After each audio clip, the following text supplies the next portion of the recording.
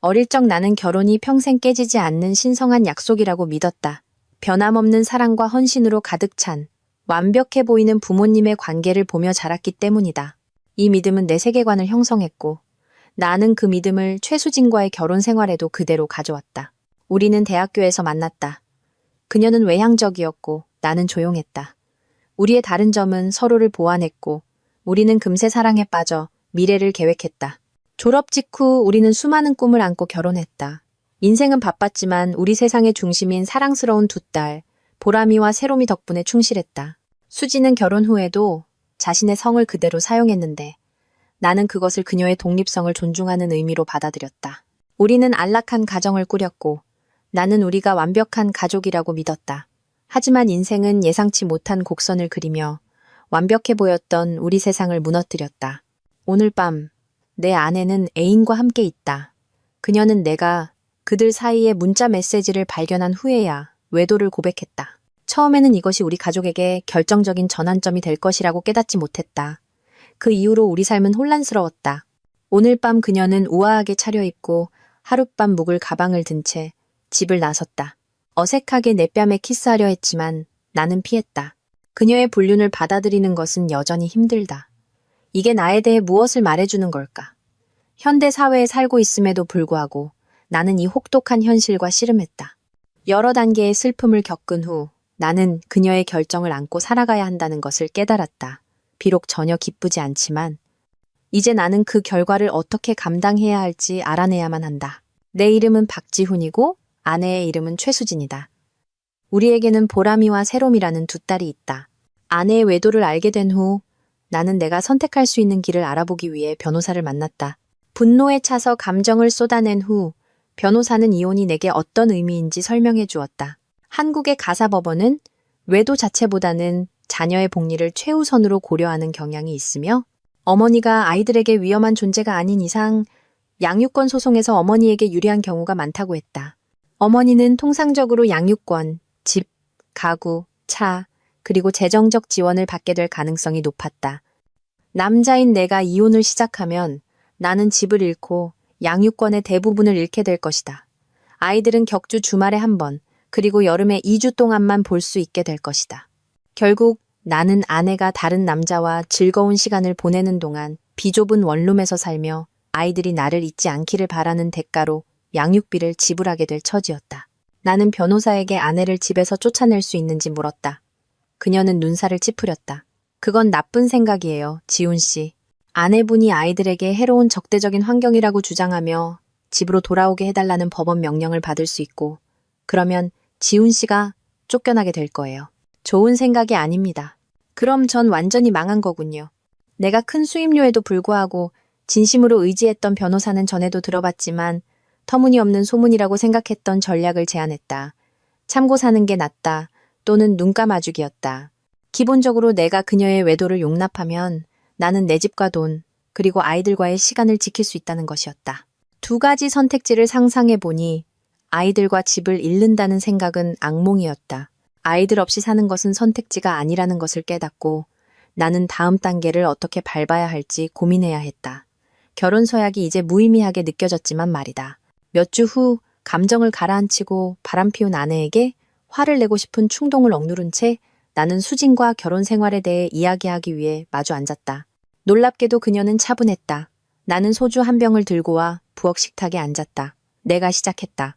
당신이 다른 남자를 원하는데 우리가 어떻게 결혼 생활을 유지할 수 있겠어? 지훈 씨, 당신은 이해 못해. 난 여전히 당신 아내고 여전히 당신을 사랑해. 우리는 평생 함께 할 거야. 민준 씨와 만나는 건 일주일에 한 번뿐이야.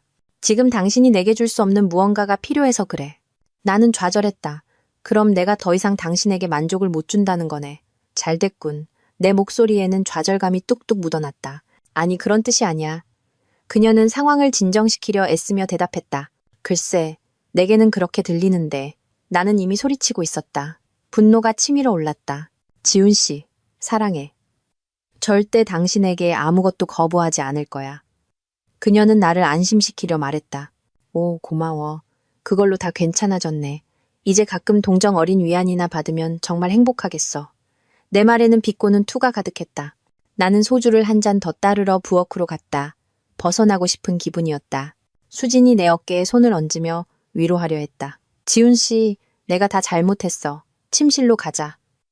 내가 얼마나 당신을 사랑하는지 보여줄게. 그녀는 후회 가득한 목소리로 제안했다. 왜 그러고 싶은데? 방금 내가 만족시켜주지 못한다고 했잖아. 당신 남자친구한테 나가지 그래? 나는 더 이상 참을 수 없었고 지하실에 있는 내 서재로 달려가 문을 쾅 닫아버렸다. 그렇게 반성의 기미가 없는 불성실한 아내와의 삶이 시작되었다. 그녀가 외출한 사이 나는 그녀의 모든 짐을 지하실 침실로 옮겼다. 그녀가 집에 돌아오자 집안은 발칵 뒤집혔다. 지훈 씨, 내 옷 어디 있어? 그녀의 목소리가 집안에 울려 퍼졌다. 당신이 나랑 있기 싫어하고 남자친구 생각만 하니까 우리가 각방을 쓰는 게 최선이라고 생각했어. 당신 짐은 지하실에 있어. 천만에 나는 뒤돌아서며 말했다. 이제 나랑 하는 재미없는 잠자리 걱정은 안 해도 될 거야. 그 후로 집안은 매우 차가워졌다. 젠장 이제 어떡하지? 난 저 지하실 침실에서 잘 수 없어. 지훈이 떠나자마자 나는 모든 것을 재정비했다. 아이들 보람이와 세롬이는 혼란스러워하며 지켜보았다. 정리가 끝나자 나는 지훈이 가장 좋아하는 저녁 식사인 불고기와 된장찌개, 그리고 여러 반찬들을 준비하기 시작했다. 그가 집에 돌아왔을 때 식사는 거의 준비되어 있었다. 나는 그에게 아이들을 씻기고 저녁 식사 준비를 하라고 말했다. 그는 그렇게 했고 우리는 식탁에 앉았다. 딸들은 제잘거렸고 지훈은 아이들과 이야기했지만 나를 쳐다보지도 한마디도 하지 않았다. 저녁 식사 후 지훈은 우리 일상대로 설거지를 했다. 그는 딸들을 재울 준비를 시키고 동화책을 읽어준 뒤 불을 껐다. 그러고는 서재로 가서 컴퓨터로 무언가를 열심히 타자했다. 그가 위층으로 올라왔을 때 나는 이미 침대에 누워 있었다. 그는 샤워를 하고 이를 닦고 조용히 침대로 들어왔다. 내가 다가가려 하자 그는 내 손을 뿌리치고 우리 사이에 이불을 끼워 넣었다. 다음 몇 주도 마찬가지였다. 집안은 얼음장 같았다. 나는 지훈이 결국 마음을 돌릴 것이라고 믿는다. 그는 민준 씨와의 시간이 우리 결혼에 아무 의미가 없다는 것을 깨달을 것이다. 나는 그저 인내심을 가져야 한다. 몇 달 후 나는 여전히 수진에게 손끝 하나 대지 않았다. 내 좌절감은 날마다 커져갔다. 스트레스를 풀기 위해 새벽 5시에 달리기를 시작했다. 처음 며칠은 지옥 같았지만 3주째가 되자 쉬워졌다. 나는 이른 아침을 즐기기 시작했고 점차 거리를 늘렸다. 결국 하루에 10km 이상을 걷게 되었다. 체중도 좀 줄었고 감정적으로는 아니지만 신체적으로는 기분이 나아졌다. 변화가 필요했고 캠핑을 위한 트레일러와 차를 살까 생각했다. 수진이 의문을 제기할 것을 알았지만 나는 준비된 대답이 있었다. 당신에게 남자친구가 필요한 이유와 같지. 나는 아이들을 RV 전시회에 데려갔고 아이들은 열광했다. 아이들은 우리가 본 각 트레일러마다 계획을 세우며 캠핑과 여행을 가고 싶어 했다. 예산이 있었지만 현대적인 캠핑 트레일러와 트럭은 비싸다는 것을 금세 깨달았다. 오랜 고심 끝에 나는 딸들을 위한 2층 침대와 나를 위한 더블 침대가 있는 2년 된 중고 국산 대형 카라반을 사기로 결정했다.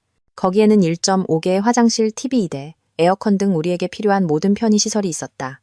트레일러의 길이는 거의 11m에 달했다. 다음으로 나는 주행거리가 짧고 디젤 엔진을 장착한 2년 된 국산 대형 SUV를 찾았다. 노부부가 팔던 차였는데 건강 문제로 캠핑 대신 요양을 하기로 했다고 했다. 좋은 가격의 차를 샀다. 총 트럭과 트레일러에 약 1억 원을 투자했다. 나는 아이들을 데리고 전국 여행을 다닐 계획이다. 나는 수진에게 지금이 우리 아이들 인생에서 중요한 시기이며 그녀가 이 시간에 참여할지 말지는 그녀의 선택이라는 것을 보여주고 싶었다. 만약 그녀가 거절한다면 그것은 궁극적으로 그녀의 손실이 될 것이다. 몇 달 후 남자친구 민준과 함께. 수진아, 그래서 남편이랑 애들은 캠핑 갔는데 왜 너는 안 갔어? 그가 물었다. 지훈 씨가 그 트레일러 산 것 때문에 화가 나서. 그녀가 대답했다. 캠핑 싫어해? 민준이 떠보았다. 그게 아니라 우리가 사귄다고 화나서 나를 통제하려고 하는 거야. 그녀가 설명했다. 내 몸은 내 거고 내가 하고 싶은 대로 할 수 있다고 말했어. 민준이 웃었다. 그 사람이 이 관계에 동의했다고 하지 않았어? 정확히는 아니지. 내가 그냥 하겠다고 통보했어. 내 가방에서 콘돔을 발견하고 내 문자를 보고 알게 된 거야. 크게 싸웠지. 난 그 사람 소유물이 아니라고 말했어. 민준이 계속했다. 그럼 완전 기습당한 거네. 반응이 어땠어? 그냥 고개를 젓고 가버렸어. 그 사람 떠날 거야? 민준이 물었다. 아니, 난 그를 사랑해. 우리 아이들과 우리 삶도 아무것도 바꾸고 싶지 않아. 지훈 씨가 당신이 다른 남자 만나는 걸 반대하지 않을 거라고 생각해? 그게 아무 의미 없다는 걸 깨달을 거야. 수진이 주장했다. 민주는 그가 2인자 역할에 만족하지 않을 수도 있다고 경고했다. 왜 그렇게 말해? 어떤 남자도 자기 여자가 바람 피우는 걸 좋아하지 않아. 그 사람이 우리 관계하는 거 보고 싶어 해? 아니, 그런 사람 아니야. 수진이 말했다. 그럼 그 사람이랑은 안 했어? 한동안은. 그녀가 인정했다. 다시 나한테 손대게 하려면 어떻게 해야 할까? 어려운 상황이네. 그 사람을 지키고 싶으면 빨리 행동해야 해. 어쩌면 우리가 잠시 헤어져서 네가 그 사람과의 관계를 바로잡을 시간을 줘야 할지도 몰라. 민준이 제안했다. 그렇게 해야 할 것 같아? 수진이 고민했다. 똑똑한 여자가 가끔은 참 둔하네. 그냥 가서 그 사람 마음을 되찾으려고 노력해봐. 민준이 재촉했다. 수진은 민준의 조언을 생각하며 침묵에 잠겼다. 그는 계속했다. 지금 내 삶이 좋아? 물론이지. 수진이 대답했다. 그럼 집에 가서 남편이랑 화해해. 너무 늦지 않았기를 바라면서. 그러지 않으면 너 혼자 남게 될지도 몰라. 민준이 경고했다. 수진은 민준의 조언을 곱씹으며 그를 떠났다. 그녀는 자신이 지훈에게 너무 심했는지, 그가 자신을 다시 받아줄지 궁금해졌다. 나는 트레일러에 짐을 싣고 딸들은 강원도 동해안의 한 주립공원으로 일주일간의 캠핑 여행을 떠나기 위해 짐을 쌌다. 일기예보는 완벽한 기온과 약간의 비를 약속했다. 수진이 함께 가지 않을 것을 예상하고 그에 맞게 계획했다. 딸들이 준비되자 우리는 트럭에 올라 길을 나섰다. 일주일은 환상적으로 지나갔다. 날씨는 훌륭했고 우리는 하이킹과 즐거운 시간을 보냈다. 워터파크에서의 하루는 대성공이었다. 놀랍게도 딸들은 내가 예상했던 것만큼 수진의 부재에 실망하지 않았다. 아이들은 엄마가 집과 자신들과 함께 보내는 시간이 줄어들었다는 것을 알아차리고 있었다. 나는 엄마가 하는 어떤 일도 아이들 때문이 아니라고 안심시켰다. 그것은 모두 수진의 문제였다. 젠장, 늦었잖아. 지훈과 딸들이 캠핑을 갔다. 그는 부엌 식탁에 메모를 남겼다. 일주일간 남쪽으로 감. 다음 주 일요일에 돌아옴. 그게 다였다. 나는 민준에게 전화했다. 그들 캠핑 갔어. 나 어떡해? 네가 망친 거야. 남편이 애들이랑 돌아오길 바라야지. 안 그러면 넌 완전히 끝장이야. 내가 도와줄 수 있는 건 아무것도 없어. 네 가족은 네가 지켜야 해. 행운을 빌어. 민주는 전화를 끊었다. 일주일이 쏜살같이 지나갔고 일요일 밤 딸들과 나는 집으로 향했다. 나는 다음 날 출근해야 했고 딸들을 위한 여름 활동을 계획해 두었다. 엄마가 운전과 픽업을 도와줄 수 있기를 바랐다. 우리가 집에 도착했을 때 수진이 딸들을 맞이하는 것을 보고 놀랐다. 딸들은 그녀를 껴안고는 더러운 옷을 가지고 각자의 방으로 갔다. 나는 캠핑카를 청소하기 시작했고 수진은 흥미로운 척하며 주변을 맴돌았다. 그녀는 당신이 집에 오니 기쁘네. 일주일 내내 조용했어라고 말했다. 나는 남자친구랑은 어땠어? 라고 대꾸했다. 그녀는 대답하지 않았다. 그녀는 캠핑장에 대해 물었고 나는 강원도에 있는 워터파크 근처라고 말했다.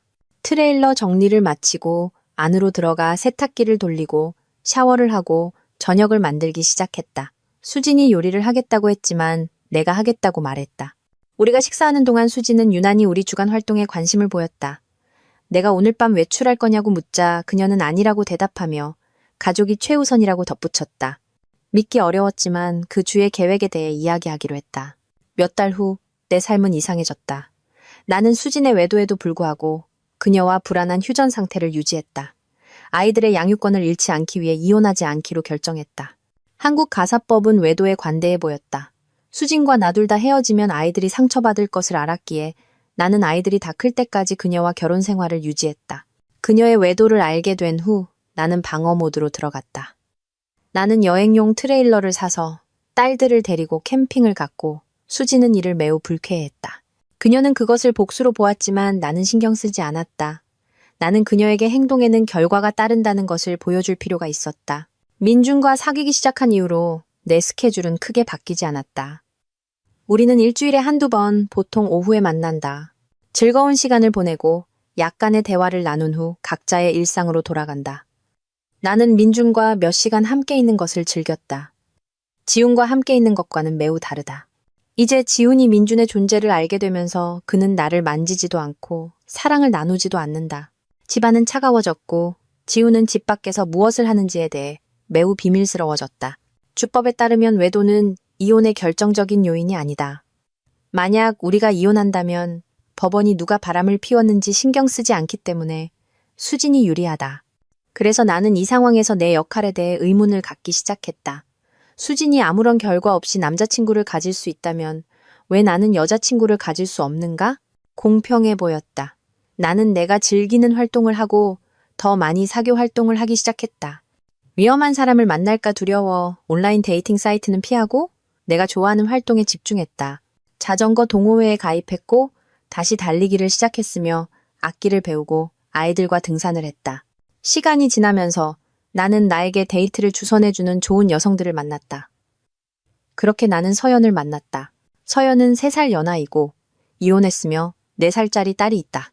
그녀는 치과 교정과 의사이고 키가 크고 검은 머리에 파란 눈을 가졌으며 예쁘고 날씬하며 유머 감각이 뛰어나다. 우리는 자전거 동호회를 통해 서로를 알게 되었고 몇 번 데이트했다. 우리는 둘 다 진지한 관계보다는 즐거운 만남을 원했다. 나는 서연과 그녀의 딸을 우리 아이들과 함께 럭셔리 캠핑 글램핑에 초대했는데 수진은 이런 활동을 전혀 좋아하지 않았다. 나는 수진에게 서연에 대해 말하지 않았다. 법원이 신경 쓰지 않는다면 내가 왜 신경 써야 하나? 1년 후 나는 한계에 다다랐다. 오래된 문제를 해결해야 했다. 나는 수진이 충실한 아내이자 엄마가 될 준비가 되어 있지 않다는 것을 알았고 서연과 진지한 대화를 나누고 싶었다. 어느 금요일 밤 나는 수진을 위해 와인을, 나를 위해 맥주를 샀다. 나는 수진에게 잔을 건네며 물었다. 그 남자 사랑해? 수진은 와인을 한 모금 크게 마시며 시선을 피했다. 이봐, 수진, 당신이 시작했잖아. 이제 끝낼 시간이야. 나는 말했다. 아이들은 TV방에 있었고 대화하기에 좋은 시간이었다. 그래서 어떻게 할까? 쉬운 방법으로 할까? 아니면 비싼 방법으로 할까? 나는 대화를 밀어붙이려 물었다. 무슨 소리 하는 거야, 지훈 씨? 그녀는 분명히 혼란스러워하며 대답했다. 우리 결혼한 동안 얼마나 오래 바람 피웠어? 나는 직접적으로 물었다. 그게 왜 중요해? 그녀는 화제를 돌리려 했다. 왜 지금 와서 뭘 바꾸려고 해? 나는 고개를 저으며 좌절했다. 나는 당신이 뭘 해왔는지 알아. 당신은 내가 뭘 해왔는지 알아. 나는 내 비밀을 암시하며 넌지시 말했다. 글쎄, 당신은 딸들이랑 캠핑 가고 자전거도 많이 타고 바쁘게 지냈잖아. 그녀는 내 평소 활동을 나열하며 말했다. 그리고 다른 것도 좀 했지. 나는 그녀가 모르는 것이 더 많다는 것을 암시하며 대답했다. 수지는 재미와 경계심이 뒤섞인 표정으로 나를 보았다. 상황을 악화시키고 싶지 않은 것이 분명했다. 그녀는 이혼하면 내가 가장 고통받겠지만 아이들이 더 고통받을 것이므로 내가 아이들의 고통을 최소화하기 위해 모든 것을 할 것이라고 믿었다. 그녀는 내가 우리 아이들을 위해 엄청난 노력을 할 것이라는 것을 알았기에 이를 이용하여 원하는 대로 행동했다. 하지만 그녀는 나에게도 나름의 계획이 있다는 것을 몰랐다. 수진, 내 질문에 대답 안 했어. 그 사람 사랑해? 계속 만날 계획이야? 나는 압박했다. 지훈 씨, 나 사실 남자친구 없어. 그녀는 다시 부인하며 말했다. 제발, 수진. 헛소리 집어치워. 민준이랑 얼마나 오래 만났고 그 전에 다른 사람은 몇 명이나 있었어? 우리 딸들이 내 딸은 맞아? 당신은 형편없는 아내였어. 나는 당신이나 우리 결혼 생활에 만족하지 않아. 지난 2년 동안 진짜 결혼 생활이 아니었고 오늘 밤 그게 바뀌는 거야. 나는 선언했다. 무슨 소리 하는 거야? 그녀는 당황하며 물었다. 오, 그 다정한 척 좀 그만해. 당신에게 나는 그냥 당신이 남자친구랑 재밌게 노는 동안 지루한 일을 다 하는 안전 담요일 뿐이야. 우리는 오랫동안 서로 손도 안 댔고 그게 바뀔 것 같지도 않아. 나는 현실을 직시시켰다. 수지는 침묵을 지켰다. 나는 계속했다. 이제 우리가 뭔가 조치를 취할 때야. 무슨 소리 하는 거냐고. 그녀는 다시 물었다. 이 가짜쇼를 끝내자는 얘기야. 당신이 집에서 나가야 해. 이용당하는 거 지쳤어. 나는 단호하게 말했다. 수지는 충격받은 표정으로 고개를 들었다. 나 우리 집에서 안 나가, 지훈 씨. 말도 안 되는 소리야. 그녀는 믿기를 거부하며 말했다. 당신이 이 가족의 일원이기보다는 남자친구와 함께 있기를 더 원하는 게 분명하잖아. 뭘 원하는지 결정해, 수진. 나는 맥주를 다 마시며 말했다. 나는 부엌 싱크대로 걸어갔다. 혈압이 오르는 것을 느꼈다. 나가야 했다. 나는 도전장을 던졌고 수진이 어떻게 반응할지 보고 싶었다. 젠장, 지훈 씨가 나를 쫓아내지 못하게 변호사를 구해야겠어. 왜 그냥 넘어가질 못하는 거야? 내가 그 사람한테 뭘 안 해주는 것도 아닌데 오랫동안 나한테 다가오지도 않았잖아. 그가 날 원하지 않는 거야. 내가 그를 원하게 만들 수 없다면 우리는 끝장이야. 만약 우리가 이혼하면 나는 아이들과 집, 그리고 그의 수입 일부를 얻게 돼. 지훈 씨는 집을 나가지 않을 거고 내가 유리해. 그냥 인내심을 갖고 기다리면 모든 게 제자리로 돌아올 거야. 지훈 씨를 다시 내 침대로 끌어들일 수 있으면 더 좋을 텐데. 나는 그를 사랑하지만 민준 씨도 필요해. 민준 씨와 있으면 기분이 너무 좋아. 이대로 계속하면 모든 게 괜찮아질 거야. 지훈 씨는 내가 결국 그에게 돌아올 거라는 걸 알아. 민준 씨와의 관계는 영원히 지속되지 않을 거야. 시간이 좀 지나면 지훈 씨와 나는 우리 관계로 돌아가겠지만 지금은 민준 씨도 필요해. 만약 수진이 내가 그녀의 행동을 영원히 참아줄 것이라고 생각한다면 그건 착각이다. 이제 결과를 치를 시간이다. 나는 우리 가족의 재정을 온라인으로 관리하기 시작했다. 나 자신을 위한 새 계좌를 만들고 우리 현금 예비금의 절반을 그곳으로 옮겼다. 내 월급과 보너스도 함께. 매달 나는 집세의 절반을 충당하기 위해 우리 공동 계좌로 돈을 이체했다. 수지는 공짜가 끝났고 우리 생활비에 자기 몫을 지불해야 한다는 것을 깨달아야 했다. 그녀가 호텔방을 사용하지는 않았지만 나는 그녀가 남자친구에게 쓰는 돈을 보조하고 싶지 않았다. 나는 지훈이 모르게 변호사와 상담했다. 가사법 전문 변호사를 찾았고 그 변호사는 주저의 무과실 이혼법에 대해 설명하며 보통 어머니가 양육권을 얻는다고 말했다. 그녀가 물었다. 자녀를 원하시죠? 물론이죠. 내가 대답했다. 그녀는 메모를 하고 우리 수입, 양육비, 위자료, 그리고 우리 집 대출에 대해 물었다. 그녀는 내가 양육권을 얻지 못할 이유가 있는지 물었다. 나는 아니요 라고 대답하며 내가 좋은 엄마라고 주장했다. 하지만 지난 2년간 민준과의 관계가 법원이 나를 엄마로서 어떻게 볼지에 영향을 미칠까 걱정되었다. 변호사 사무실을 떠나면서 지훈과의 싸움이 얼마나 지저분해질 수 있을지에 대한 의심이 남았다. 지훈이 전화했고 우리는 다음 주말에 캠핑 여행을 계획했다. 민지는 신이 났다. 그녀는 지훈의 트레일러를 사랑한다. 3명의 소녀들은 뒤쪽 2층 침대에 머물며 몇 시간 동안 수다를 떨고 웃는다. 지훈과 나는 앞쪽 침실을 차지하고 문을 닫아둔다. 나는 지훈의 아내가 왜 그를 소중히 여기지 않는지 이해할 수 없다. 그는 멋진 남자다. 잘생기고 똑똑하고 재능 있고 활기차고 멋진 미소와 짓궂은 유머 감각을 가졌다. 그는 나와 아이들을 웃게 만들고 분명히 사람들을 아낀다. 수진의 손실은 나의 이득이다. 나는 아버지가 되기 싫어했던 바보와 이혼했고 내 세상인 멋진 딸이 있다. 지훈을 만났을 때 나는 보살핌이 필요한 남자를 보았다. 나는 그의 아내가 그를 이용하고 양쪽 모두를 원하고 있다는 것을 깨달았다. 친구인 미란이 우리를 소개해 주었고 지훈의 아내가 우리 주의 이혼법을 알면서 어떻게 그를 조롱하는지 설명해 주었다. 나는 그가 궁지에 몰렸다는 것을 이해했다. 그녀와 이혼하는 것은 아이들을 잃는 것을 의미했기에 그는 아이들이 클 때까지 그것을 견뎠다. 나는 진지한 관계를 찾고 있지는 않았지만 스트레스를 풀기 위한 가벼운 친구가 필요했다. 지훈은 완벽한 상대였다. 그와 그의 딸들과 함께 캠핑하는 것은 민지와 나에게 보너스였다.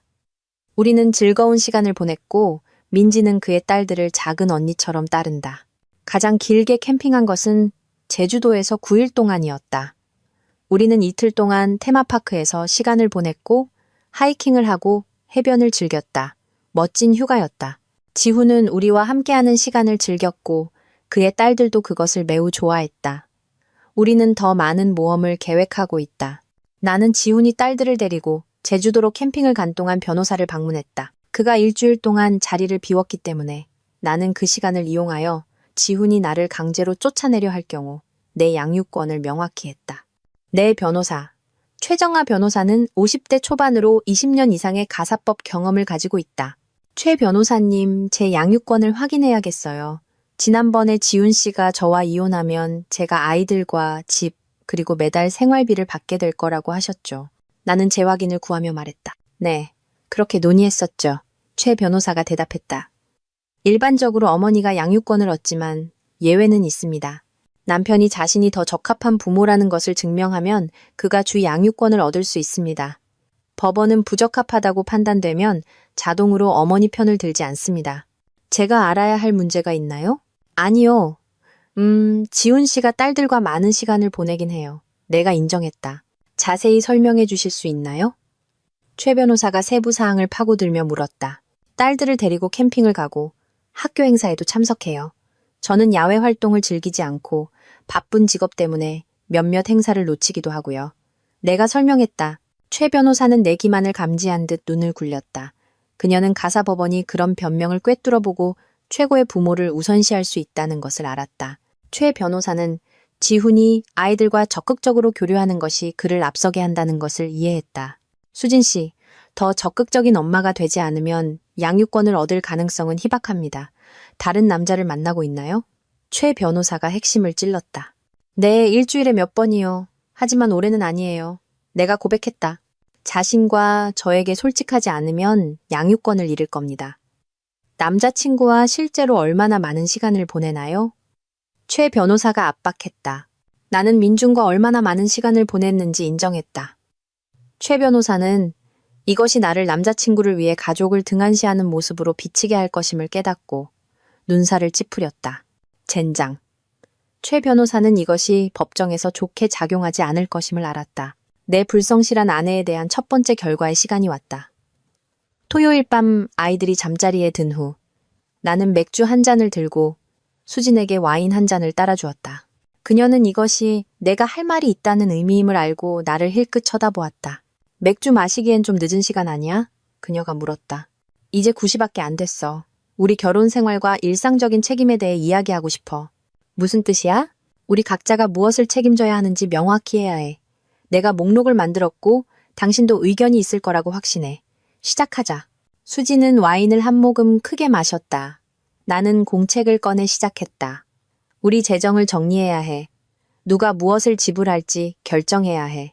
나는 트럭과 캠핑카 비용을 부담하겠지만 집안과 아이들 비용은 분담해야 해. 나는 그 말이 스며들도록 잠시 멈췄다. 이걸 명확히 하기 위해 예산을 세워야 할 것 같아. 수지는 압도된 표정이었다. 나는 합리적인 비용 내역을 제시하며 그녀가 남자친구와 관계를 맺는 데 드는 비용을 내가 대주지 않을 것임을 분명히 했다. 나는 그녀가 다른 활동을 즐기는 동안 내가 모든 것을 계속 지불하지 않을 것이라는 것을 보여주고 싶었다. 우리는 새벽 1시까지 이야기했다. 나는 하품을 하고 기지개를 켜며 수진에게 오늘 할 일은 끝났다고 말했다. 나는 서류와 청구서를 책상 위에 두고 침대에서 샤워하러 향했다.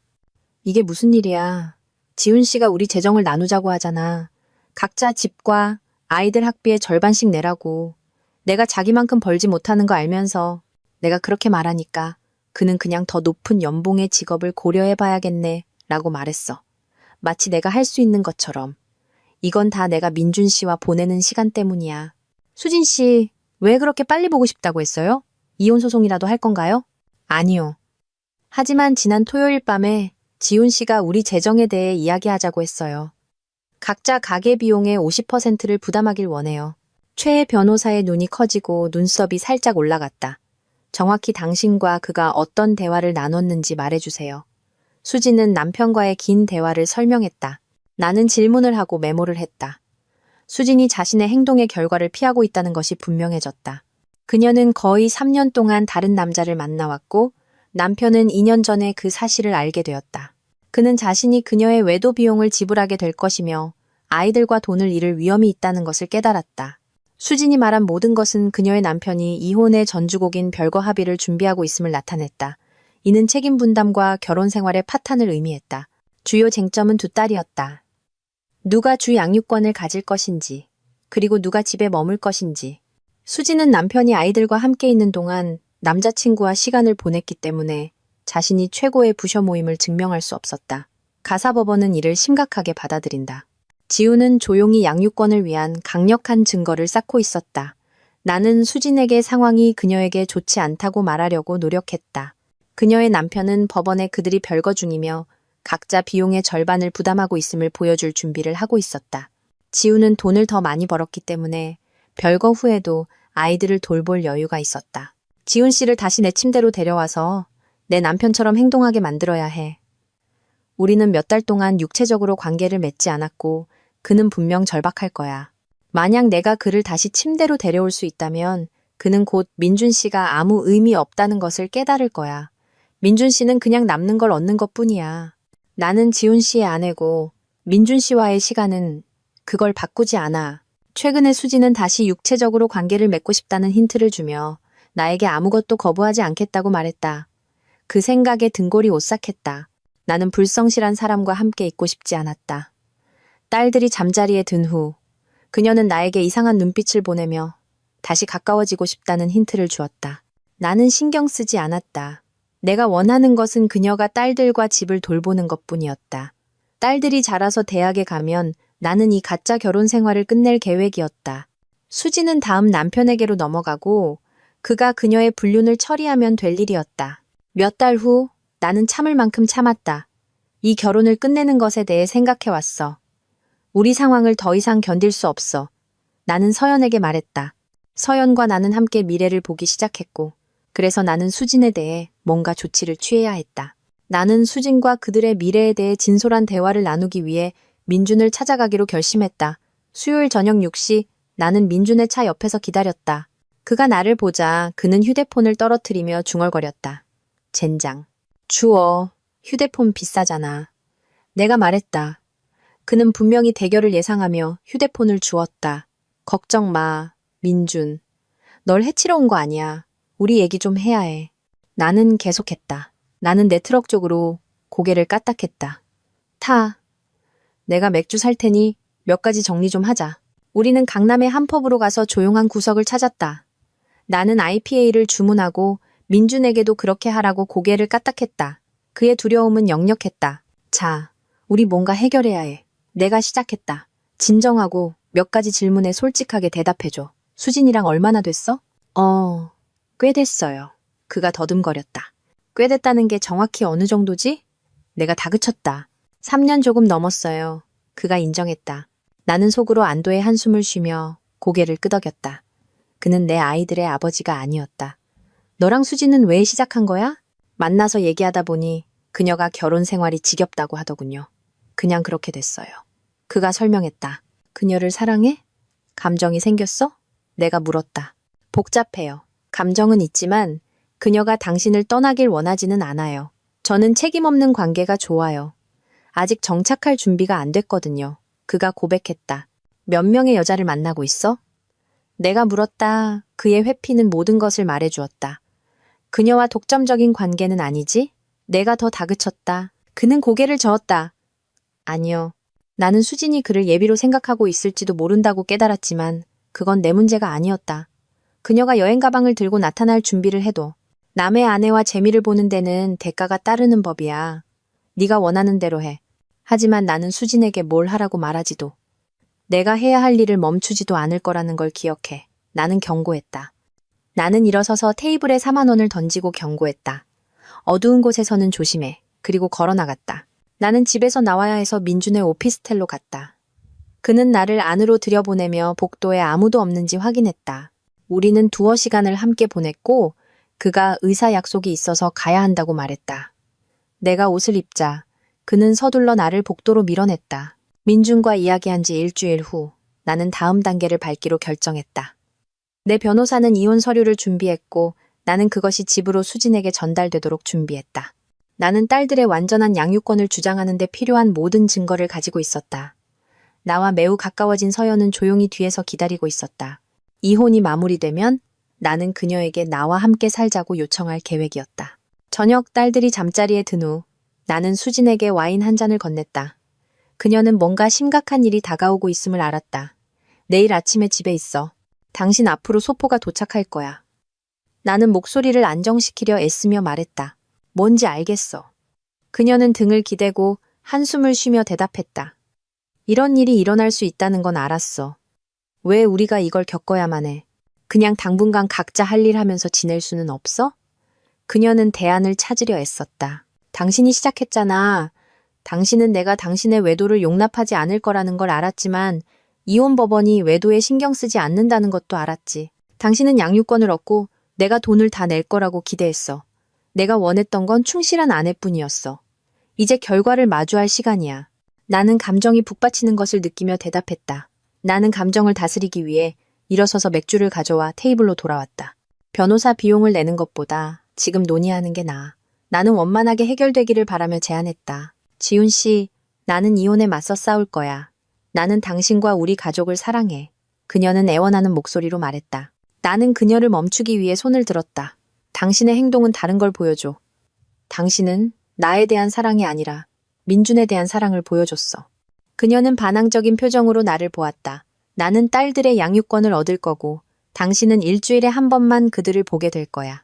당신은 우리를 여기에 머물게 하기 위해 돈을 내게 될 거야. 이 이혼 멈춰. 우리 예전처럼 돌아갈 수 있어. 18개월 전에는 그걸 원했지. 지금은 아니야. 당신이 너무 많은 상처를 줬어. 민준을 포기할 준비는 됐어? 나는 이미 답을 알면서 물었다. 침묵. 거래를 하자. 나는 그와 시간을 보내고 당신은 당신이 좋아하는 걸 해. 내가 당신과 딸들과 함께 캠핑도 갈게. 그녀는 흥정을 시도하며 제안했다. 나는 자제력을 잃어가고 있었다. 왜 지금 와서 흥정하는 거야? 나는 당신이 무의미한 것 때문에 가족을 버리는 걸 원하지 않아. 민준과의 시간은 당신에게 영향을 미치지 않아. 당신은 아이들과 함께 있고 아이들은 그걸 좋아해. 일주일에 몇 시간 다른 사람과 함께하는 것 때문에 아이들을 잃지 마. 그녀는 절박하게 말했다. 수진, 나는 당신을 사랑했었어. 하지만 당신이 다른 남자를 사랑하기 시작했을 때 거기에는 결과가 따랐어. 나는 그녀를 이해시키려 애쓰며 대답했다. 지훈 씨, 나는 그를 사랑하지 않아. 그냥 유희일 뿐이야. 나는 당신과 우리 아이들을 사랑해. 우리 침대로 돌아오면 당신이 내게 어떤 의미인지 보여줄게. 그녀는 화해를 애원하며 말했다. 나를 사랑해서 민준을 포기할 수 있어? 나는 그녀의 대답을 들어야 했다. 대답이 없었다. 수지는 자신의 손을 쳐다보았다. 그럴 줄 알았어. 내가 뭘 해야 할지 알겠어. 내일 아침에 출근하지 마. 잘 자. 나는 패배감을 느끼며 말했다. 나는 침대로 갔다. 지훈은 일찍 일어나 딸들을 학교 갈 준비를 시켰다. 그들이 떠나기 전에 우리는 말을 섞지 않았고 딸들은 문을 나설 때 나를 거의 쳐다보지도 않았다. 내 마음은 복잡했다. 초인종 소리가 들렸을 때 나는 문을 열었고 청바지와 스포츠 재킷 차림에 신분증 배지를 단 중년 여성을 발견했다. 안녕하세요. 최수진 씨 맞으신가요? 네, 맞는데요. 본인 확인을 위해 신분증 좀 보여주시겠어요? 나는 지갑에서 운전면허증을 꺼냈고 그녀는 그것을 휴대폰으로 찍었다. 그러고 나서 그녀는 나에게 큰 갈색 봉투를 건넸다. 부인, 소장 부본이 송달되었습니다. 그녀는 뒤로 물러서서 내가 봉투를 들고 있는 사진을 찍고는 재빨리 떠났다. 나는 이혼 서류를 막 받았다는 것을 깨닫고 그 자리에 서 있었다. 안으로 들어가 식탁 위에 봉투를 놓고 그것을 빤히 쳐다보았다. 어쩌면 열지 않으면 진짜가 아닐지도 몰라. 지훈 씨가 정말 우리 결혼을 끝내려는 걸까? 나는 민준과 시간을 보내는 것이 좋은 생각이었는지 의문을 갖기 시작했다. 이제 뭘 해야 하지? 나는 물 한 잔을 들고 식탁에 앉아 천천히 봉투를 열었다. 안에는 내 인생을 바꿀 서류들이 들어있었다. 왜 지훈 씨는 이렇게 해야만 했을까? 왜 그는 그냥 나에게 자유를 줄 수 없었을까? 결국 민준과 나는 끝날 것이고 지훈 씨와 나는 딸들이 자라면서 함께할 것이었다. 우리는 여행도 하고 결혼 후에 이야기했던 모든 것을 할 것이었다. 우리 둘 다 많이 일해서 가까워질 시간이 거의 없었다. 가끔 민준을 만나는 것은 내 가족에게 방해가 되지도 않았고 지훈에게 아무 의미도 없었다. 그런데 왜 이렇게 큰일이 되었을까? 민준과 함께 있다가 집에 돌아오면 나는 기분이 더 좋았고 더 나은 아내와 엄마가 되었다. 지훈은 알 필요가 없었다. 외도를 인정한 것은 실수였다. 비밀로 했어야 했다. 이제 모든 것이 통제불능 상태가 되었다. 최 변호사에게 전화해서 만나야겠다. 최수진 씨가 당황한 채로 내 예약 시간에 왔을 때 나는 그녀의 남편이 참을 만큼 참았고 이혼을 추진하고 있다는 것을 깨달았다. 내 관점에서 그는 너무 인내심이 많았다. 그의 변호사가 준비한 이혼 서류는 철저했고 그가 두 딸의 완전한 양육권을 얻고 집을 유지해야 한다는 강력한 주장을 담고 있었다. 그는 수진이 민준과의 외도를 위해 가족을 등한시한 모든 시간을 꼼꼼하게 기록했다. 학교 행사, 가족 휴가, 일상적인 일과까지. 심지어 친구들이 찍은 수진과 민준의 공개적인 애정 표현 사진도 있었다. 내가 서류를 검토하는 동안 수진은 조용히 앉아 있었다. 가사법원 판사가 물어볼 질문들을 상상했다. 그녀가 나에게 이야기의 일부만 말하고 민준과의 행동을 정당화하려 했다는 것이 분명했다. 법원은 외도 자체에는 거의 신경 쓰지 않지만 민준을 위해 자녀와 남편을 등한시한 것은 그녀의 소송을 가라앉힐 것이다. 나는 그녀에게 예상되는 결과에 대해 준비시켜야 했다. 수진 씨, 이 소장 읽어보셨어요? 나는 그녀를 유심히 보며 물었다. 그녀는 더듬거렸다. 대충 훑어봤어요. 이 이혼 어떻게 막죠? 우리 가족을 지키고 싶어요. 나는 그녀가 망상에 빠진 것이 아닌가 생각하기 시작했다.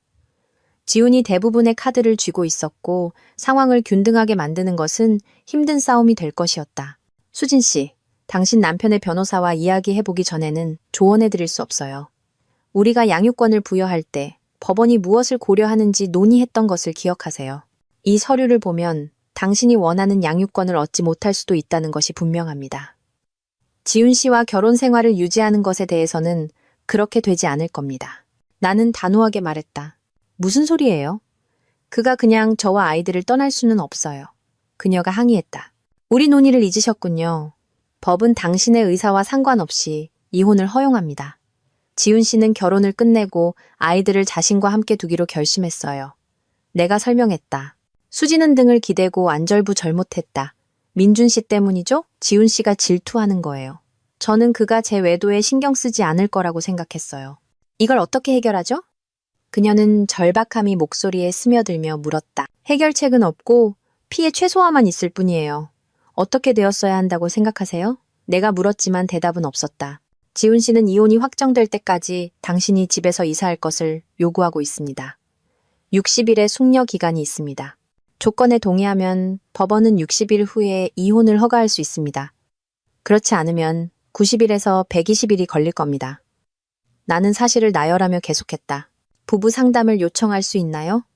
그녀는 한 줄기 희망에 매달리며 물었다. 할 수는 있지만 숙려 기간 내에 시작하고 끝나야 합니다. 상담으로 지훈 씨가 마음을 바꿀 거라고 생각하세요? 내가 물었다. 수지는 지훈이 자신의 외도에 질렸다는 것을 깨닫고 한숨을 쉬었다. 나는 지훈이 좋은 법률 자문을 받아 성공적인 이혼을 위해 잘 준비했다는 점에 주목했다. 이번 주에 지훈 씨와 그의 변호사와 만나서 우리가 무엇을 할 수 있는지 알아보겠습니다. 나는 약속했다. 좋아요. 이제 뭘 해야 하죠? 그녀는 떨리는 목소리로 물었다.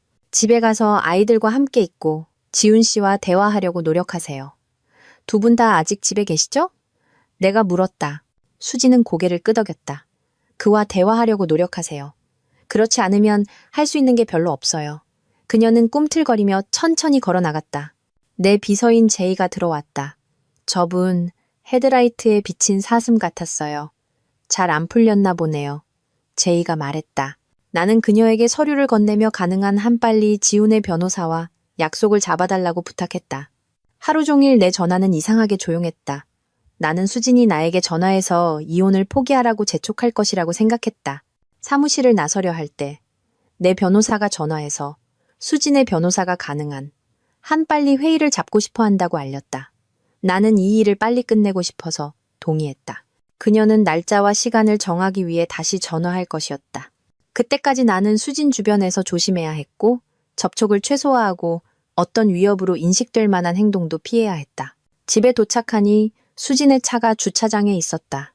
안에서는 그녀가 아이들과 함께 숙제를 봐주는 척하고 있었다. 아이들은 나를 보며 저 엄마 왜 저러지? 하는 표정이었다. 나는 세롬이와 보람이와 이야기를 나누고 저녁을 만들었고 수지는 식탁을 차렸다. 저녁 식사는 딸들의 제잘거림으로만 중단되었다.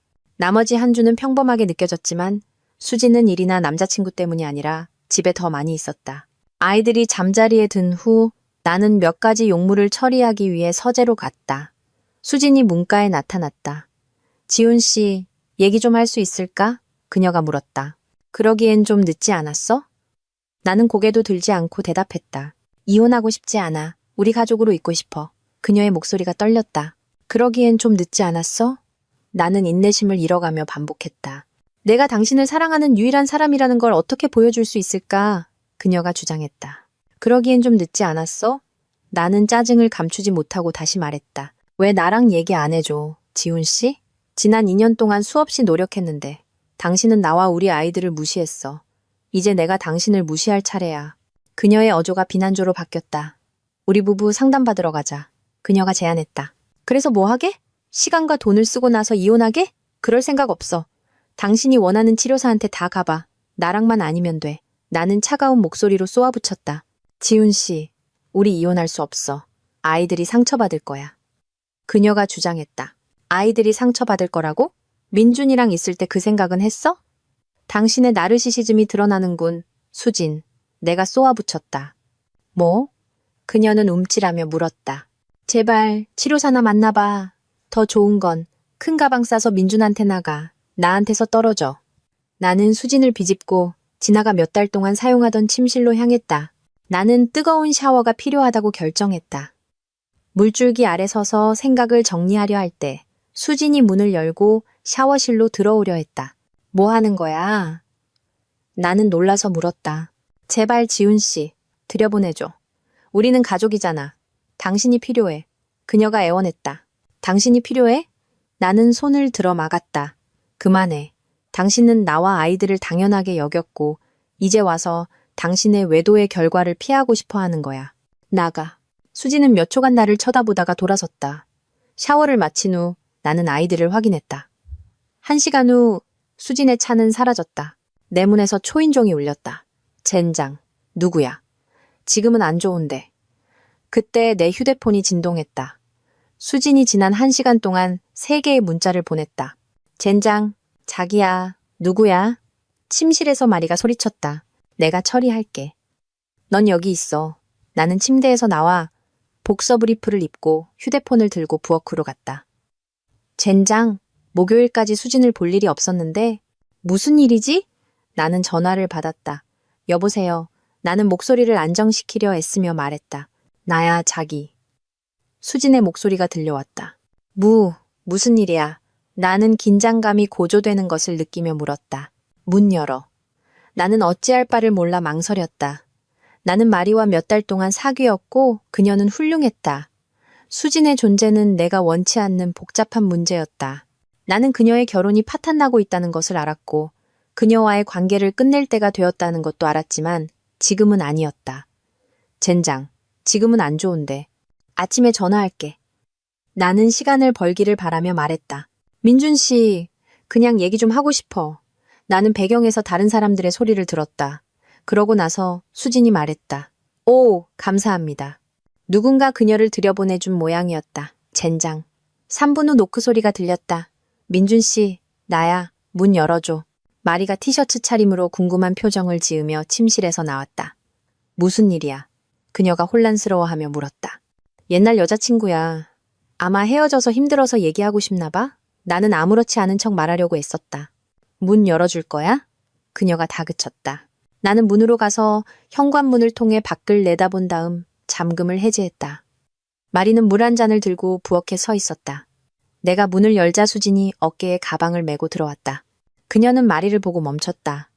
마리는 수진을 보고 잔을 내려놓고 서둘러 침실로 돌아갔다. 10초 후 그녀는 옷을 입고 떠나면서 말했다. 전화하지 마. 관계는 빠르게 끝났다. 수진은 마리가 떠나는 것을 지켜보며 물었다. 누구야? 나는 고개를 저었다.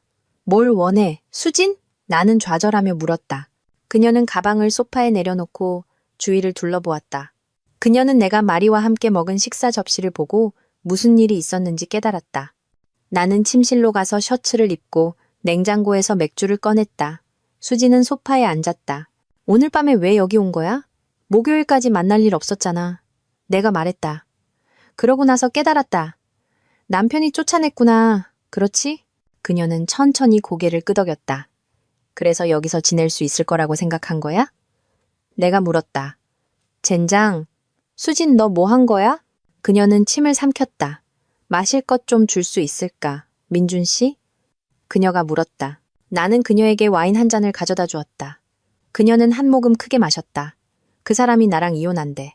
그녀가 조용히 말했다. 오, 정말? 그 사람이 더 이상 자기 아내가 되길 원하지 않는다고 나한테 말했었는데. 나는 비꼬는 투를 거의 숨기지 않고 대답했다.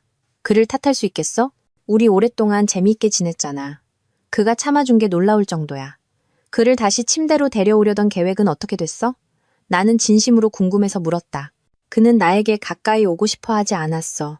남이 먹다 남은 건 싫다고 하더군. 그녀가 인정했다. 글쎄, 넌 여러모로 완전히 망했네. 나는 고개를 저으며 말했다. 그래서 왜 여기 온 거야? 마리는 감명받지 않았어. 그녀와의 관계는 끝난 것 같아. 나는 지적했다. 수진은 그날 밤 나와 함께 보냈다. 마리가 떠났으니 수진과 재미있게 지내지 않을 이유가 없었다. 그녀는 항상 즐거운 시간을 보낼 준비가 되어 있었다. 아침에 일어났을 때 수진은 사라졌다. 완벽했다. 이혼이 마무리되면 그녀는 정규직으로 일하게 될 것이다. 딸들을 학교에 데려다 준 후 나는 내 변호사로부터 이메일을 받았다. 수진의 변호사가 이번 주 후반에 회의를 원한다는 내용이었다. 상황은 올바른 방향으로 움직이고 있었다. 나는 아이들을 위한 방과 후 도우미를 고용해야 했다. 이미 동네에 일주일에 3번 오후에 도와주는 여성이 있었다. 나는 재택근무를 더 많이 할 수 있도록 조정해야 했다. 이틀 후 수지는 여전히 집에 돌아오지 않았고 그녀의 물건들이 더 많이 사라졌다. 나는 그녀가 남자친구와 함께 있을 것이라고 생각했지만 신경 쓰지 않았다. 놀랍게도 딸들은 그녀에 대해 묻지도 않았다. 그녀는 아이들과 통화하기 위해 전화하지도 않았다. 그녀의 부모님께 전화했을 때 그들은 그녀의 상황에 대해 전혀 몰랐고 왜 그녀가 자신들과 함께 살지 않는지 궁금해했다. 나는 수진이 바빠서 곧 설명할 것이라고 둘러댔다. 다음 날 저녁, 수진은 여전히 없었지만 그녀의 어머니 혜숙 씨가 나타났다. 손녀들과 인사를 나눈 후 그녀는 앉아서 직접적으로 물었다. 대체 무슨 일이 일어나고 있는 거니? 나는 지난 3년간의 우리 결혼 생활을 이 시간에 걸쳐 설명했다. 그녀는 많은 질문을 했고 결국 수진에 대해 사과했다. 나는 그녀의 사과가 필요 없었다. 나는 수진의 사과가 필요했다. 3일 후 수진은 여전히 실종 상태였고 그래서 나는 다시 민준을 찾아가기로 했다. 그의 차 옆에서 기다렸다. 그가 나를 보자 그는 움찔했다. 너 때문에 온 거 아니야. 수진이 너랑 같이 있는 것 같아서. 내가 말했다. 네, 그래요. 그가 대답했다. 그녀 데리러 온 거예요? 민준이 긴장된 목소리로 물었다. 아니, 그냥 그녀가 어디 있는지 안전한지 알고 싶었을 뿐이야. 내가 설명했다. 민준은 내가 그녀를 집으로 데려가 주길 바랐다고 인정했다. 저는 그녀가 저랑 영원히 사는 걸 원하지 않아요. 뭐라고? 너희는 연인이자 소울메이트 아니었어? 나는 믿을 수 없다는 듯이 말했다. 재미는 있었지만 저는 그녀에게 집에 가서 가족을 지키고 싶으면 잘하라고 말했어요. 이제 보니 그녀는 그러지 않았군요. 그가 대답했다. 글쎄, 이제 그녀는 전부 내 거야. 나는 단호하게 말했다. 하지만 저는 그녀를 원하지 않아요. 민준이 주장했다. 왜 안 돼? 그녀를 즐겁게 해줬잖아. 내가 지적했다. 저는 그녀를 항상 원하지는 않아요. 그는 좌절한 듯 말했다. 왜 안 돼? 그녀는 너랑 있는 걸 좋아하잖아. 내가 다그쳤다. 민준이 소리쳤다. 저는 그녀를 원하지 않아요. 내 아파트에서 그녀를 내보내줘요. 당신 안에 데려가요. 나는 미소 지었다. 아니, 그녀는 전부 내 거야. 나는 걸어갔지만 민준의 어조는 절박해졌다. 제발 데려가줘요. 저는 아이 둘 딸린 여자는 필요 없어요. 그가 애원했다. 나는 그를 무시하고 차에 타서 운전해 가버렸다. 그가 만든 혼란은 그가 처리하도록 남겨두고 몇 년 전에 이 생각을 했어야지. 나는 차에 타서 시동을 걸고 후진했다. 그녀에게 집에 오라고 전해. 아이들이 엄마가 어디 갔는지 궁금해하고 어머니도 그녀와 이야기하고 싶어 하셔. 나는 그를 서 있는 채로 두고 운전해 가버렸다. 민준과 이야기한 다음 날. 나는 집에서 일하고 있을 때 문이 열리는 소리를 들었다. 수진이었다. 나는 그녀가 부엌에 들어올 때까지 기다렸다. 내 물건 더 가지러 왔어? 내가 물었다. 그녀는 충격받은 표정이었다.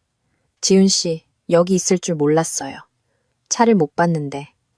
그녀는 아무렇지 않은 척 말하려고 애썼다. 차고에서 수리 중이야. 오늘 재택근무하고 있어. 내가 대답했다. 수지는 다음에 뭘 해야 할지 모르는 듯 가만히 서 있었다. 여기 왜 온 거야? 내 인내심이 달아가며 물었다. 괜찮다면 집에 돌아올까 생각했어요. 그녀가 망설이며 말했다. 글쎄, 보람이랑 세롬이가 네가 어디로 사라졌는지 궁금해하고 있어. 네 남자친구랑 있을 거라고 생각했지. 네 엄마가 너 보러 여기 와 계셔. 너한테 할 말이 있으시대. 아마 100만 가지 질문도 함께. 나는 그녀의 반응을 지켜보며 알렸다. 그녀의 고개가 휙 들렸다. 우리 엄마가? 뭘 원하시는데? 그녀는 분명히 놀라서 물었다. 네가 왜 우리를 떠났는지 궁금해하셨어. 나는 목소리를 안정시키며 말했다. 무슨 말을 했어요? 그녀는 공황 상태에 빠진 목소리로 요구했다. 사실을. 나는 내 말의 무게가 그녀에게 내려앉는 것을 지켜보며 간단하게 대답했다. 내 변호사와 나는 수진과 그녀의 변호사를 만나기로 되어 있었다. 내 변호사는 수임료를 정당화하기 위해 자신이 이야기하도록 내버려 두라고 조언했다. 우리는 내 변호사 사무실의 회의실에서 만나 양육권, 자산, 재정적 세부 사항을 논의했다. 내가 도착했을 때 수진과 그녀의 변호사, 최정아 변호사는 이미 와 있었다. 내 변호사가 시작하자 최 변호사가 말을 가로막으며 말했다. 수진 씨가 할 말이 있는데 이게 상황을 간단하게 만들 수도 있겠습니다. 수진이 시작했다. 지훈 씨, 저는 이혼하고 싶지 않아요. 우리가 좋은 가족으로 돌아가려면 어떻게 해야 할까요? 제가 당신과 딸들을 사랑하는 거 알잖아요. 그와의 시간은 그냥 스트레스를 푸는 방법이었어요. 당신 잘못이 아니었고 저는 항상 당신과 딸들에게 돌아왔어요. 나는 소리치고 싶었지만 내 변호사가 내 손을 꽉 쥐어 나를 진정시켰다. 수지는 자신의 외도가 자신을 더 나은 아내와 엄마로 만들었다고 주장하며 계속했다. 그녀는 내가 그녀의 행동을 받아들일 것이라고 생각하는 망상에 빠져 있었다. 수지는 나에게 애원했지만 나는 믿을 수 없다는 눈으로 그녀를 쳐다보았다. 그러자 내 변호사는 회의를 주요 쟁점에 다시 집중시켰다. 변호사들은 협상을 시작했다. 나는 수진이 내 제안을 거부하면 소송을 제기할 준비가 되어 있었다. 나는 아이들의 양육권과 집을 원했다. 그녀는 은행 계좌, 그녀의 차, 심지어 내 차까지 가질 수 있었다. 변호사들은 수임료를 쌓으며 이메일을 교환했다. 결국 내 변호사는 지난 3년간 수진이 가족과 얼마나 적은 시간을 보냈는지에 대한 증거를 제시했다. 이것은 최 변호사에게 법정으로 가는 것이 수진에게 좋지 않은 결과를 낳을 것이라고 확신시켰다. 마지못해 수진은 내 조건에 동의했다. 이제 나는 이것이 내 딸들에게 가능한 한적은 영향을 미치도록 해야 했다. 처음에는 지훈의 이혼 합의서에 서명하기를 거부했다. 나는 내 가족을 원했고 타협할 의사가 없었다. 왜 그는 그렇게 고집불통이어서 우리 가족을 파괴하려 했을까? 내가 그와 아이들로부터 떨어져서 한 일은 그들에게 영향을 미치지 않았다. 내가 민준과 함께 있을 때 지훈은 아무것도 잃지 않았다. 왜 그는 나에게 나 자신을 위한 무언가를 갖게 해주지 못했을까? 최 변호사는 지훈이 우리를 법정으로 데려가면 판사가 그의 편을 들어 딸들의 양육권을 그에게 줄 가능성이 높다고 경고했다. 나는 딸들을 잃는다는 생각을 견딜 수 없었다. 최 변호사는 자신이 가능한 최선의 거래를 협상했으며 이를 질질 끄는 것은 아무것도 이루지 못할 것이라고 말했다. 어차피 1년 후에는 법원이 합의를 명령할 것이었다. 만약 내가 결혼 생활에서 무언가를 원한다면 지금 결정해야 했다. 나는 몇 시간 동안 울었고 서류에 집중할 수 없었다. 최 변호사는 어디에 서명해야 하는지 알려주었다. 나는 내 결혼, 내 아이들, 내 가족, 그리고 내가 사랑했던 집을 서명으로 넘겨주는 것 같았다. 나는 내 인생을 서명으로 넘겨주고 있었다. 내 변호사가 오늘 오후에 서명된 서류가 택배로 오고 있다고 전화했을 때 나는 다소 놀랐다. 수진의 변호사, 최정아 변호사는 내 변호사에게 수진이 이혼에 동의했다고 알렸다. 수진은 아이들과 제한된 시간을 보내게 될 것이며 아이들은 나와 함께 우리 집에서 살게 될 것이다. 그녀는 최종 이혼일까지 이사해야 했다. 우리는 재정자산의 동등한 분할에 동의했고 그녀는 막내 아이가 18세가 된 후 6개월까지 집값의 절반을 받게 될 것이다. 수지는 자녀 교육을 위해 자녀 1인당 월 10만 원씩 연간 총 240만 원을 기부할 것이다. 우리는 딸들을 위한 교육기금이 있었고 나는 이미 그들이 어떤 대학이라도 감당할 수 있도록 출생 이후 매월 50만 원씩 기부하고 있었다. 수지는 자신의 차를 유지하고 새 집을 꾸미기 위해 원하는 가구를 가져갈 수 있었다. 나는 심지어 그녀의 집에 딸들을 위한 2층 침대를 사주는 비용을 지불하겠다고 제안했다. 궁극적으로 나는 그녀가 우리 삶에서 벗어나 딸들과 나의 스트레스를 줄여주기를 원했다. 불성실한 아내와 부주의한 엄마를 둔 불확실성은 나를 지치게 했다.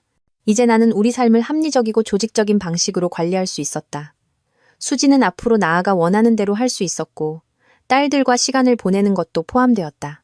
만약 딸들이 수진과 함께 있고 싶어 하지 않는다면 나는 그들을 강요하지 않고 합의를 재협상할 것이다. 상황이 어떻게 될지 지켜볼 일이다. 젠장. 최 변호사가 법원으로부터 이혼 서류를 받았다고 전화했다. 나는 이제 공식적으로 지훈과 이혼했다. 정말 이상한 기분이었다.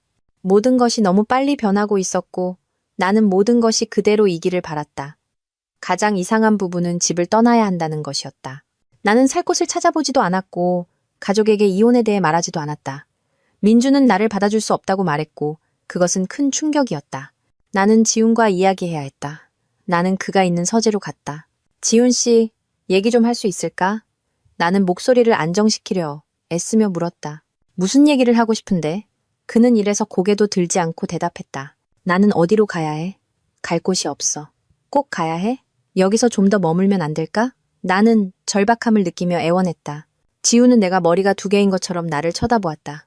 수진, 너 몇 주 동안 살 곳을 찾을 시간이 있었잖아. 내 남자친구는 어디 있어? 그 사람이랑 같이 가. 그가 퉁명스럽게 말했다. 나는 침을 꿀꺽 삼켰다. 그는 나를 받아줄 수 없어. 내가 인정했다. 왜 안 돼? 그 사람이랑 재밌게 노는 거 좋아하잖아. 그는 믿을 수 없다는 듯이 고개를 저으며 쏘아붙였다. 그러고 나서 그는 걸어 나갔다. 부엌에서 커피 메이커 소리가 들렸다. 거실에는 상자 더미가 있었다. 지훈이 나를 위해 싼 물건들이었다. 나는 무엇을 해야 할지 전혀 몰랐다. 수진이 우리의 임박한 이혼 현실을 무시하고 있다는 것이 분명했다.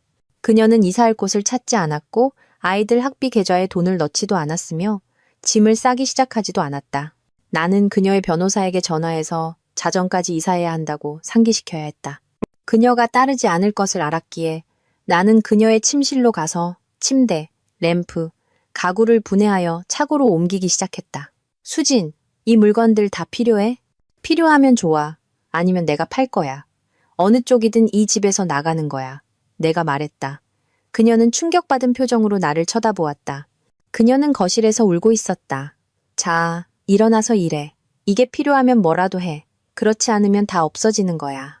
나는 그녀를 재촉했다. 잠시 후 그녀는 몇 통의 전화를 걸었고 내 전화가 울렸다. 그녀의 아버지 영철 씨였다. 지훈이, 대체 무슨 일이 일어나고 있는 건가? 수진이가 자네가 자기를 쫓아낸다고 하던데. 영철 씨의 목소리는 혼란과 분노로 가득 차 있었다. 장인어른 왜 그런지 말씀해 주셨나요? 나는 침착함을 유지하려 애쓰며 물었다. 이유가 뭐가 중요해? 왜 자네가 애 엄마를 내보내는 건가? 그가 요구했다. 긴 이야기입니다. 장인어른과 장모님께서 여기로 오시면 제가 모든 것을 말씀드리겠습니다. 내가 제안했다. 그들은 1시간 안에 오기로 동의했다. 나는 수진을 찾아 물었다. 내 부모님께 사실을 말할 거야. 아니면 내가 할까? 그녀는 겁에 질린 표정이었다. 그녀가 그들에게 이혼에 대해 말하지 않았다는 것이 분명했다. 그러고 나서 그녀는 뛰쳐나갔다.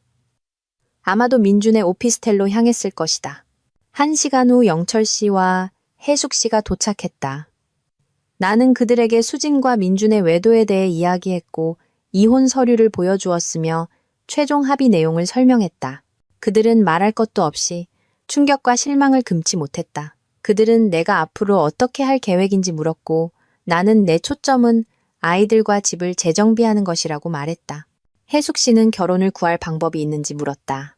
나는 지난 3년간 여러 번 시도했지만 수진이 외도를 끝내기를 거부했다고 설명했다.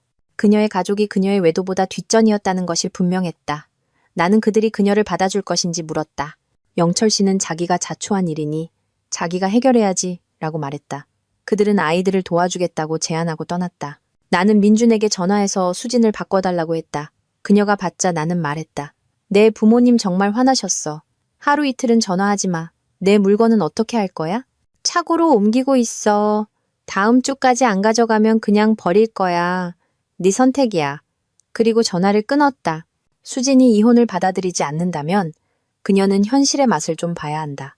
문제를 무시하고 다른 사람들이 굴복하기를 기대하는 그녀의 계획은 이번에는 통하지 않을 것이다. 일주일 후 나는 이삿짐 센터를 불러 수진의 물건을 싸서 창고에 보관했다. 그녀가 결국 어디로 보내야 할지 알려주기를 바라면서 수진은 민준과 함께 지냈는데 그는 매일 나에게 전화해서 그녀가 집에 돌아갈 수 있는지 물었다. 나는 항상 그녀는 더 이상 여기에 살지 않아요. 라고 대답했다. 처음에는 그가 젠장이라고 중얼거린 후 전화를 끊었다. 민준은 심지어 내 사무실까지 찾아와서 내가 수진을 데려가 달라고 절박하게 애원했다. 그녀는 그의 아파트에 머물면서 일도 하지 않고 거의 침대에서 나오지도 않는다고 했다. 당신이 와서 그녀와 이야기해야 해요. 그가 애원했다. 그건 더 이상 내 문제가 아니야. 네가 그녀를 원했잖아. 이제 그녀는 네 거야. 네가 처리해. 그러고 나서 나는 수진의 부모님께 전화해서 그녀를 방문하고 그녀가 슬럼프에 빠져 있으니 정신과적 도움을 고려해보라고 제안했다. 그 후 나는 딸들을 위해 저녁을 만들기 위해 집으로 갔다. 지난 몇 달은 새로운 일정, 집 재정비, 그리고 결국 집을 파는 등 힘든 시간이었다. 우리는 수영장과 넓은 진입로가 있는 새 집으로 이사했다. 내가 이혼 후 서연이라는 여성을 만났다는 것을 기억할 것이다. 우리는 더 많은 시간을 함께 보내기 시작했고 함께 살기로 결정했다. 서연과 그녀의 딸 민지가 우리와 함께 이사했고 지금까지는 잘 지내고 있다. 우리는 좋은 관계를 맺고 있고 딸들도 잘 지낸다. 민지는 나를 아버지처럼 대하고 보람이와 세롬이는 그녀를 여동생처럼 대한다. 우리는 캠핑카를 타고 자주 여행하며 새로운 곳을 탐험한다. 이 모든 상황에서 가장 슬픈 부분은 수진이 딸들을 한 달에 한 번만 본다는 것이다. 그녀는 직장 근처 아파트로 이사했고 주로 딸들과의 방문을 조율하기 위해서만 최소한으로 연락한다. 그들은 그녀와 몇 시간을 보내고 집으로 돌아온다. 나는 그들에게 엄마의 부재가 그들의 잘못이 아니라고 안심시킨다. 필요하다면 그들을 위해 전문적인 도움을 구할 수도 있지만 지금은 민지가 보람이와 세롬이를 즐겁게 해주고 그들 모두 함께 즐거운 시간을 보내고 있다. 지훈, 세 딸, 그리고 나는 이제 한 가족이다. 그는 함께하기에 너무 쉽고 재미있어서 나는 그와 함께하는 매일이 기대된다. 아이들도 잘 지내서 모든 것이 잘 풀린다. 우리는 캠핑카 여행을 좋아하고 할 일이 많은 공원을 방문하는 것을 좋아한다. 딸들은 하이킹, 자전거 타기, 캠프장 주변을 뛰어다니는 것을 즐긴다. 너무 조직적이지 않게 자유롭게 노는 것을 보는 것이 좋다. 우리가 글램핑을 할 때는 헬리콥터 부모가 될 필요가 없다. 가장 좋은 부분은 지훈과 단둘이 시간을 보내는 것이다. 나는 수진이 그를 무시하고 자존심을 내세운 것을 믿을 수 없다. 그녀는 모든 것을 원했지만 결국 남편, 아이들, 그리고 집을 잃었다. 그녀가 찾고 있던 것을 찾았기를 바란다. 나는 확실히 찾았으니까 주말 동안 나는 지훈과 그의 여자친구가 딸들, 그리고 그녀의 딸과 함께 있는 것을 보았다. 그들은 웃고 있었고 분명히 즐거운 시간을 보내고 있었다. 아이스크림을 먹으며 걸었고 지훈과 그의 여자친구는 손을 잡고 있었다. 그건 나였어야 했는데 왜 모든 것이 이렇게 복잡해야만 할까? 나는 답이 없다. 아마도 내가 몇 가지 나쁜 결정을 내렸고 지훈이 내가 하는 일을 좋아하지 않을 것이라는 것을 깨닫지 못했다. 민주는 나를 쫓아냈고 우리는 더 이상 만나지 않는다. 나는 그가 그립다. 아이들과 지훈도 그립다. 그의 손길, 그의 미소, 그리고 밤에 그의 옆에 눕는 것이 그립다. 내 집과 내 삶이 그립다.